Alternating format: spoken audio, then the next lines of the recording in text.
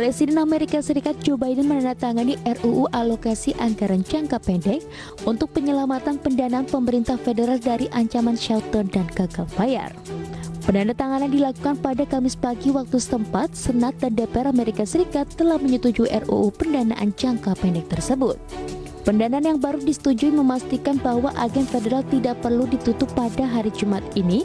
Sebelumnya Menteri Keuangan Janet Yellen mengatakan minggu ini Amerika Serikat akan mencapai plafon utangnya. Ini telah mendorong peringatan mengerikan dari default bencana pada utang nasional yang dapat bergema melalui Amerika Serikat dan ekonomi global. Menaikkan batas utang akan memungkinkan pemerintah Amerika Serikat untuk membayar kewajiban yang ada. Dari Asia, tingginya permintaan global untuk chip dan komputer membantu ekspor Korea Selatan mencatat pertumbuhan untuk bulan ke-11 secara berturut-turut pada September 2021.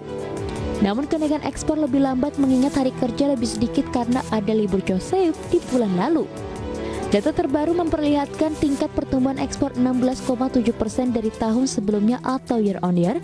Realisasi kenaikan ekspor ini sedikit lebih tinggi dari perkiraan analis dengan kenaikan 16,3%. Impor Korea Selatan juga melonjak 31,0% dari tahun sebelumnya.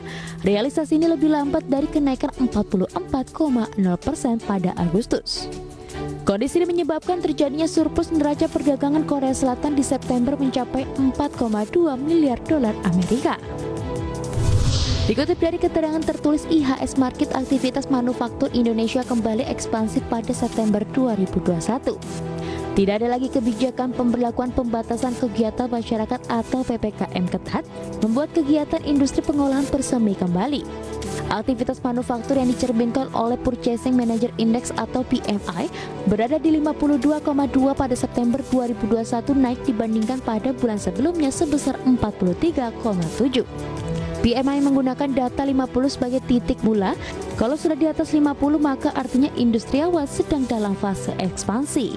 Dunia usaha yang terlibat dalam survei mengaku permintaan sudah meningkat karena membaiknya situasi pandemi virus corona.